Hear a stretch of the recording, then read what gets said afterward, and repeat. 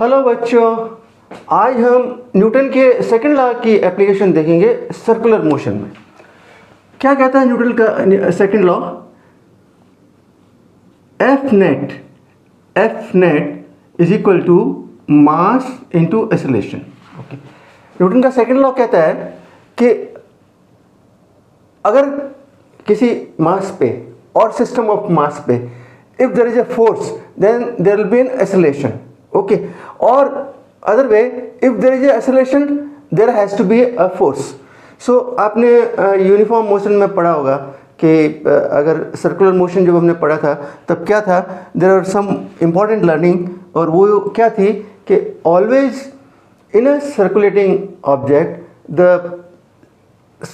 the acceleration is always toward the center of the circle. से for example अगर ये centre है और ये रेडियस है और ये मास है, और suppose mass is circulating like this, it is in uniform circular motion, तो हमने देखा यहाँ पे this is a velocity vector v, at all the point there is a velocity vector v, there is a velocity vector v, there is a velocity vector v। Okay, और हमने देखा कि इस सर्कुलेटिंग यूनिफॉर्मली सर्कुलेटिंग ऑब्जेक्ट में there was always an acceleration produced towards the centre of the circle. Okay, that means at this point there was a acceleration, I call it a A, there was a acceleration here, A, there was a acceleration here, A, there was a acceleration here, A, there was a acceleration here. Okay, and this was always acting towards the center. Now look to this equation. That means if there was acceleration, there has to be a force, and the force has to be in the direction of the acceleration. इसका मतलब क्या हुआ? In a circulating object, there will be a force which is acting towards the center of the circle. That means this will be my force. This will be my force at all the point. For example, at this point, if I want to put the force, then this will be the force at this point, this will be the force at this point, this will be the force at this point, this will be the force at this point, and so on. Okay, और हमने इस force का एक special नाम दिया था which was called centripetal force, और हमने उसको एक सिंबल दिया था F sub c. So this F sub c was the force which was acting towards the center of the circle. Okay, और हमने एक्सेलरेशन का भी नाम दिया था which was a centripetal acceleration. So it was A sub c. This was a sub c. This was the, let us say, force Fc acting. Okay, इसका मतलब क्या हुआ कि अगर कोई मास सर्कुलर मोशन में रोटेट कर रहा है तो मुझे उसके ऊपर सारे फोर्सेस पहले निकालने पड़ेंगे, और मुझे देखना पड़ेगा what is the net force acting toward the centre. That will be the force acting on the particle to make the rotation possible. और इन अदर वे, अगर मुझे किसी ऑब्जेक्ट को अगर रोटेट कराना हो तो I have to provide a force which is toward the centre of the circle. अगर सेंटर ऑफ द सर्कल की तरफ कोई फोर्स नहीं है तो that object can not rotate in a circle. This was our learning. Okay, so और ये भी हमने सीखा था कि ये जो फोर्स है, this force is not external force. ऐसा नहीं कि कोई बाहर से कोई फोर्स लगाना है. Okay, this force should come from within the system. Okay, that's another important point. So अगर इस इक्वेशन को अगर चेंज करूं तो that means F net, it means क्या हो गया, F C is the centripetal force. Centripetal force, that means F net को अगर मैं लिख सकता हूं एफ सी. ओके, और एक्सेलरेशन को मैं लिख सकता हूं A C. Okay, this is my equation for the circular motion. Okay, और मैं इसको एफ सी को ऐसे भी लिख सकता हूँ बिकॉज हमने ये भी सीखा था कि acceleration is given by V square by R. Okay, where V is the tangential velocity and R is the radius of the circular motion. Okay, so this is the equation for a circular motion. Okay, now अगर मेरे को circular motion में study करना है, this was in uniform circular motion. जो circular motion आप देखेंगे कि we have two types of circular motion. One is you have got the horizontal circular motion. So the object is rotating in a plane, horizontal plane. और आप देखेंगे इस horizontal plane में where the gravity is acting, gravity is perpendicular to the plane. So gravity has got no role in this horizontal circular motion. Another is a vertical circular motion. This is a vertical circular motion. और आप देखेंगे gravity in the plane of the motion. Okay. So that means आपको gravity को भी consider करना पड़ेगा when you are looking into the vertical circular motion. Okay, आज हम बात करेंगे हॉरिजॉन्टल सर्कुलर मोशन की. और आपने देखा होगा कि the simplest horizontal circular motion जो हमने देखा था, दैट वाज सिंपल व्हेन आप एक स्टोन को एक थ्रेड से बांध के जब आप रोटेट करते हैं. ओके, और you rotate like this is your horizontal circular motion. Okay, और इसी स्टोन को अगर आप ऐसे रोटेट करेंगे, so this is your vertical circular motion. Okay, now अगर मैं मान लिए इसको रिप्रेजेंट करूं स्टोन को, that means this is the centre and this is your thread or radius और this is your stone and this is rotating in a circle like this. Okay, now what are the forces on this? What are the forces? One is the FG, because it is not in the plane of the circle, so that is out. What are the other forces when it rotates in a circular motion? What are the other forces? Say when it is rotating in this, what are the other forces? Other force is the tension in the thread. It is the tension in the thread and which is acting towards the center. This is the tension and we call it a Ft. Okay, so this is the force जो मेरे को पत्थर को इसको घुमाने के लिए responsible है. Okay, that means in this equation what I can write, Fc is your Ft is equal to mv square by r. This is the equation for that simplest circular motion. और आप इसमें देखेंगे कि tension is proportional to v square. That means मैं जैसे उसकी velocity बढ़ाऊंगा circular motion की, we also know it that at a time will come when thread may break depending upon the design of the thread or the strength of the thread. और अगर मैं R बड़ा कर देता हूँ तो naturally the force in the thread will be less. So this is what the simplest form of circular motion. Now very interesting application of the circular motion is plain road. Plain road जो हमारे colony में या highways पे या market में आप देखते हैं. सो द प्लेन रोड, जब आप प्लेन रोड पे कार से जा रहे हैं, okay, and you take a left turn और अ राइट टर्न और a move around a roundabout, these are all circular motion. Because circular motion, even if it is a part of a circle, it is a circular motion. Okay, so when you are moving in a circular motion or taking a bend or moving about a roundabout, this is also a circular motion. That means if this is a plain road, and you are entering let us say a roundabout like this, okay, and this is your car, these are 4 tires. Okay, and this is the radius of the circle. Okay, this is your center O. Okay, and you are going here, this is your tangential velocity v. Okay, that means if I create this, that means it is something like this, और मान लीजिए आप, let us say this is your car and you are taking a turn like this, this is your circular motion. Because circular motion के लिए ज़रूरी नहीं है कि आप पूरा सर्कल लें. This curve also is a part of a circle. Okay, so this is a circular motion. और इस सर्कुलर मोशन में आप देखिए क्या क्या फोर्सेस लग रहे हैं. Okay, one is the normal. Okay, one is the normal force and the Fg. So they are not in this plane, so they are out. और what are the other forces on this? Think of other forces on this. So you may think the friction. The friction is in the direction of the motion. It is opposite to the motion. आपको याद होगा friction is in the opposite to the motion. That means अगर मान लिया आपकी vehicle इधर जा रही है तो one friction is in the opposite to motion, that is this, but this friction is not responsible for the center. Okay, this is not acting toward the center. Okay, this is this side, this direction, this way. If the car is moving this way, friction is this way. Okay, the friction, this friction also is not responsible. This friction also is not responsible. Okay, so what are the other forces? Think of the other forces. अगर आप सोचते हैं कि ये तो मैंने steering घुमाया है और व्हील घूम गए.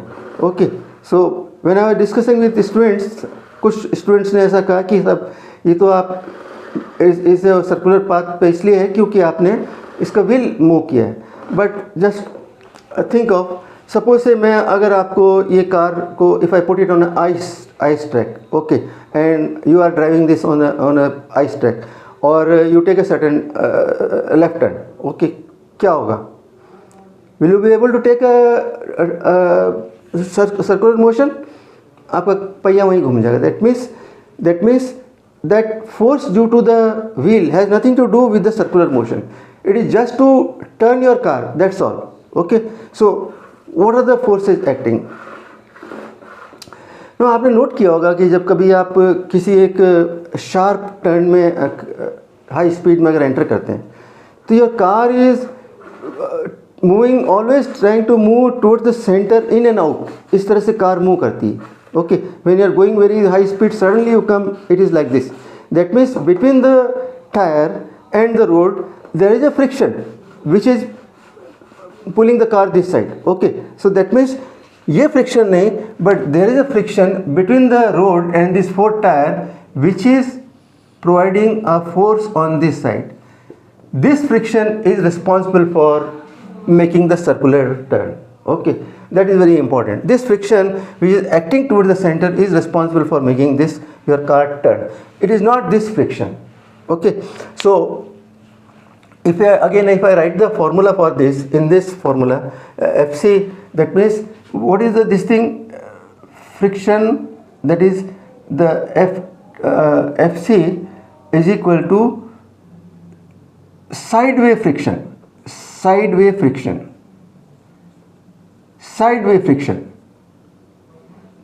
Okay, that means mv square by r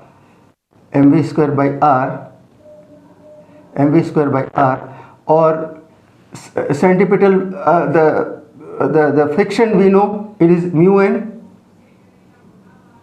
Friction is mu n is the normal, और हमें पता है normal is n is equal to what? N is equal to mg. So I can write mv square over r is equal to mu mg. Okay, now mm cancel, so what do I get is a v square is equal to this mu g. That means if I put it in a simple form, v is equal to under root r mu g. Okay, where r is the radius of the circle, mu is the friction between four tires and the road, and g is the acceleration due to gravity. Now which mu it is? आपने पढ़ा होगा, हमने दो mu पढ़े थे, mu S and mu के. ये कौन सा म्यू है? देखिए, mu K is in the motion, so motion is this side. इस साइड में कोई मोशन नहीं है. Okay, there is no motion in this side, so that means mu will be the static. So इसका मतलब यहाँ पे हमें म्यू एस लेना पड़ेगा. So this is the mu static. Okay, now this is the equation which is responsible for making a curve, a circular curve on this particular track. Okay, now equation क्या show करती है?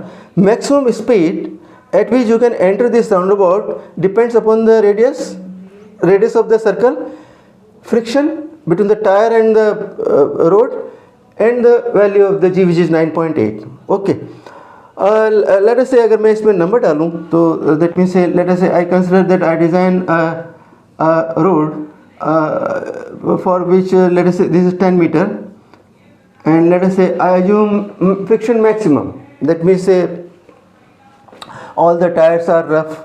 okay, the road is rough, so that means let us say this is 1, and g for the sake of simplicity, let us say if I take 10, that means v is equal to 10 metre per second. Okay, तो ये क्या show करता है कि अगर आप इस round about में 10 मीटर पर सेकेंड की ज़्यादा स्पीड से अगर आप एंटर करेंगे तो क्या होगा?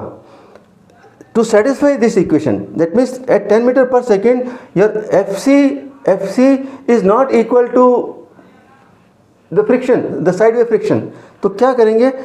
To satisfy this equation your car will look for a bigger radius to satisfy this equation. That means मान लीजिए अगर आप suppose this is there are at 10 metre per second और आप एंटर करते हैं for example v is equal to 15 metre per second, 15 metre per second, तो क्या करेंगे? द कार विल से कि okay your r is not enough, so car will move, this is your car here, this will move and find a new radius, okay, this is the new radius, so that it satisfies this equation and car is able to move this, okay.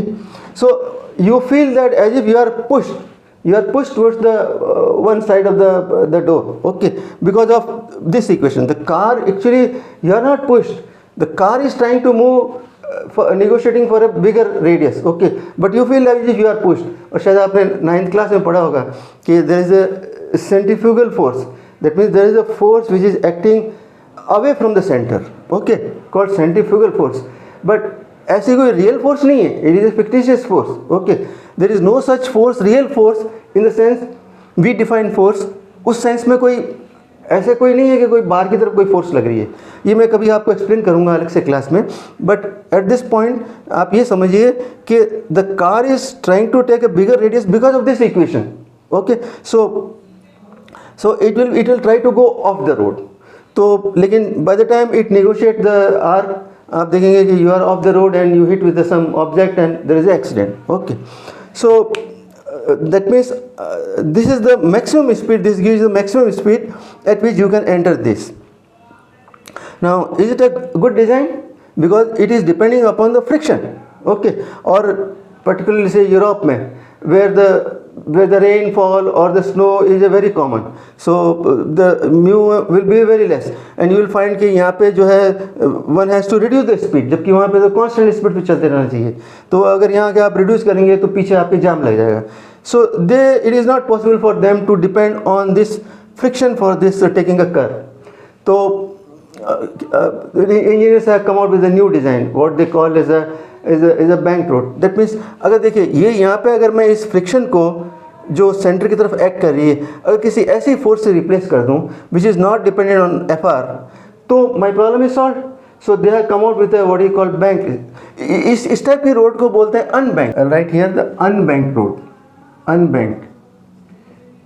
These plain roads are called unbanked road, okay. So इस equation में आपने एक चीज़ और note की होगी कि this equation doesn't depend upon the mass of the car. छोटी car हो, बड़ी कार हो, साइकिल हो, बाईसाइकिल हो, स्कूटर हो, दैट मीन्स सबके लिए ये इक्वेशन एप्लीकेबल है, ओके। दैट मीन्स इसके अंदर सिर्फ the speed depends upon the mainly from the mu. और मान लीजिए अगर आपका रफ टायर हो और रोड अगर मान लिए शाइनिंग हो तो आप देखेंगे कि म्यू कैन बी 0.1, 0.2, उस केस में आप क्या करेंगे? The velocity will be reduced. और उस केस में आपको क्या करना पड़ेगा? यहाँ पे आपको एक साइन बोर्ड लगाना पड़ेगा, that is the maximum velocity. इसको कन्वर्ट करना पड़ेगा किलोमीटर पर आवर में and you have to put a sign board so that you don't cross that velocity or speed more than that, otherwise you will be off the road. So to solve this problem the engineers have come out with a new design that is called the banked road. Banked road,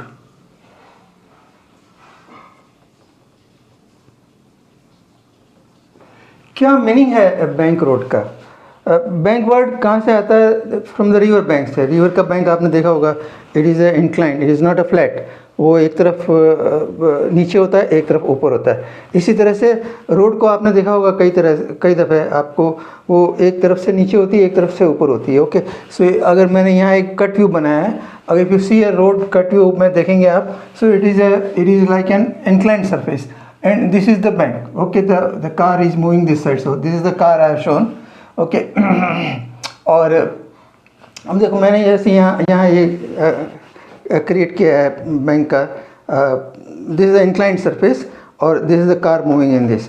तो इसमें आप देखिएगा कि जो centre of circle है, centre of circle is in space, okay, it's not here और above, okay, it's not down नहीं है, तो that means this is the plane in which the my radius is, so this is my circle, center of the circle. Now these are the, when there is an inclined surface, there are two standard forces. One is the normal perpendicular to inclined and another is the FG which is perpendicular to the ground. Generally आपने देखा कि जब हमने inclined surface के questions किए थे तो हम ये इंक्लाइंड सरफेस को एज एक्स एक्सिस लेते थे। रीजन क्या था, क्योंकि motion was along the inclined surface, but यहाँ इंक्लाइंड सरफेस पे कोई मोशन नहीं है, मुझे एक्सेलरेशन इस सरफेस पे इस प्लेन में देखना है। सो बेटर है कि इफ आई टेक जो एक्स एक्सिस जो हम नॉर्मल लेते हैं, that means horizontal is the X axis and perpendicular is the Y axis.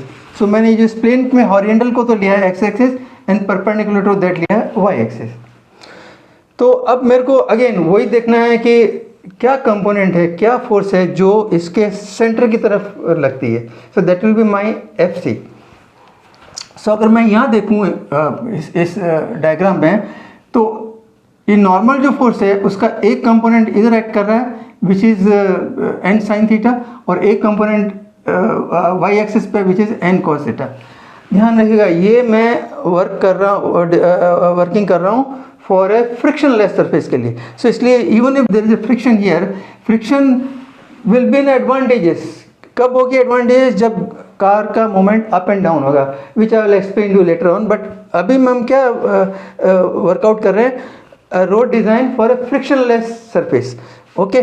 So that means these are the only component which are currently on the car. So इससे मैं देखता हूँ तो component जो एक्ट कर रहा है सेंटर की तरफ, that is only F C is N sine theta, is N sine theta. और अगर मैं वाई एक्सेस पे देखता हूँ तो वाई एक्सेस पे देखता हूँ तो F G is equal to N cos theta, N cos theta, okay.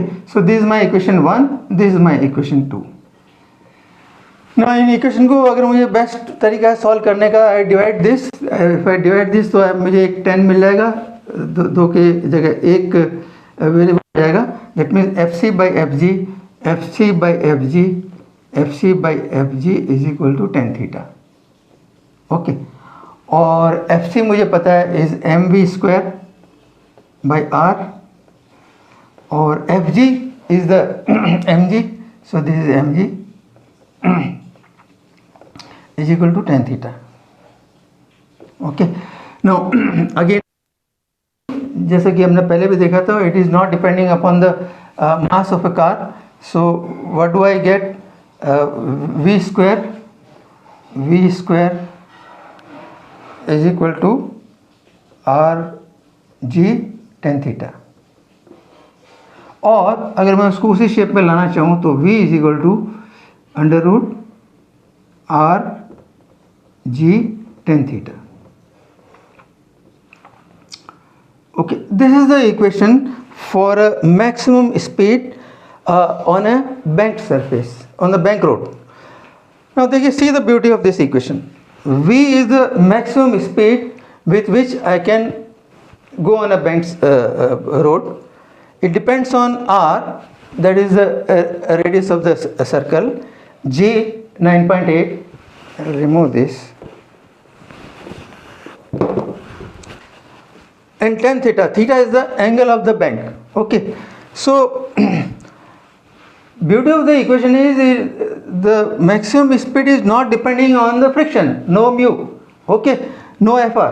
So that means जैसे आपने देखा ओलंपिक में गेम में क्या होता है कि you have got a very shining surface, okay, and the cyclists they go with a very high speed without slipping because they are on a banked surface, okay. So it is not depending on any mu or the Fr, okay. So Now there are two factors, one is the r and another is the tan theta. That means r, if the radius is more, आपने भी note किया होगा, अगर आपको एक larger circle में अगर कोई वो है रेडियस और उसके ऊपर अगर कर्व लेना है तो वो ज़्यादा आसान है बजाय नैरो टर्निंग में. Tan theta, it is depending on tan theta means steeper the slope, the higher the maximum speed you can go. Okay, so this is the important thing. Now आप देखिए कि ये मैंने ये क्या शो करता है, ये शो करती है इक्वेशन कि ऑप्टिमम स्पीड और the maximum speed which is design for this type of road where theta is a particular value, R is a particular value. Now अगर there is a friction, okay, if there is a friction then what is the role of the friction. देखिए अगर मान लीजिए friction है और what happen if I go above this speed, if I go above this speed तो क्या होगा कि car will look for a bigger radius because theta is fixed, g is fixed, car will look for a bigger radius and car will slide up. जब car ऊपर slide करेगी तो here the friction will play a role. This will be advantageous to us. That means friction will hold. Okay, friction will hold. So this is the one advantage when the car goes up and if my v is above this limit. और अगर मेरी speed जो है इससे v से कम है तब क्या होगा, car will look for a smaller radius, car will look for a smaller radius means will try to come down. In that case friction will hold this, friction will act this way. Okay, so friction can act both way, this way और that way depending upon what is my speed. और आपके book के अंदर आपने देखा होगा कि वो मैक्सिमम स्पीड निकालने के लिए क्या किया है कि इस फ्रिक्शन को उन्होंने रिजॉल्व किया है along the horizontal axis and the Y axis. Okay, so अगर मैंने उसको मैं वो देखूँ to find out V maximum, because जब मैं कहता हूँ कि मैक्सिमम स्पीड में आप जाएंगे तो car will move up, but there is a limit to which your friction can hold. So what is that limit will decide the V maximum, और वही आपकी बुक के अंदर निकाला है. सो दैट मीन्स अगर उसमें फ्रिक्शन को मैं अगर अकाउंट फॉर करूं तो आपका ये कंपोनेंट क्या होगा, एफ आर कॉस थीटा, और this component will be F R sine theta. Okay, so now you can say that if I see on the y-axis n cos theta is equal to mg plus fr sin theta. fr is nothing but the mu s n, तो ये मैंने mu s n लिख दिया. इसी तरह horizontal side में अगर मैं देखता हूँ तो n sin theta plus mu s cos theta is equal to mvr by r. Okay, so इसमें इस इक्वेशन में से आप n की वैल्यू यहाँ से निकाल के इसमें रख देंगे and then you solve it तो you will get the v maximum. Okay, so आप देखेंगे this maximum value is definitely more than this value. Okay, और इसमें अगर मैं म्यू एस जीरो रख दूंगा तो I will get the same equation. Okay, this is the same equation. इसी तरह से अगर मुझे मिनिमम वैल्यू निकालना हो, that is minimum if the v is less than this, then at what minimum value this friction will hold your car. तो उसके लिए मैं क्या करूँगा, the friction will now act in this direction, so it will have a component in this side and that side, and same process है, आप वो भी workout करके आप v minimum की वैल्यू निकाल सकते हैं. So there are three equation, one is for the that is your optimum speed, then there is a maximum speed and there is a minimum speed. So these are the three equation which will be helpful to you in solving this type of problem. Okay, so this was all about the banked road. Before I end, there is one thing I would like to say, because आप naturally ये सब कुछ पढ़ रहे हैं just to get the knowledge and see the practical application of that. तो आप देखेंगे कि जो circular motion की there are a lot of practical application. Particularly इसकी one of the application is the centrifuge, और वो आपका कई जगह यूज होता है. सेंट्रीफ्यूज जैसे मान लिया आपको ब्लड में आपको उसको प्लाज्मा को अलग करना है, so they do a centrifuge of that. और मान लिए केमिकल इंडस्ट्री में जहाँ आपको heavy particle and lighter particle separate करना है, वहाँ पे सेंट्रीफ्यूज यूज होता है. और प्रैक्टिकली यहाँ पे घरों में वॉशिंग मशीन में यूज होता है, ड्रायर के अंदर. ओके, सो कभी मैं I will take a separate class on that just to explain what is the centrifuge and what is the centrifugal force. Okay, so today I close it here only. और मैं again advice कि आपको इसमें जो कुछ भी नई चीज़ लगी वो नोट डाउन करिए and subscribe my channel. Thank you.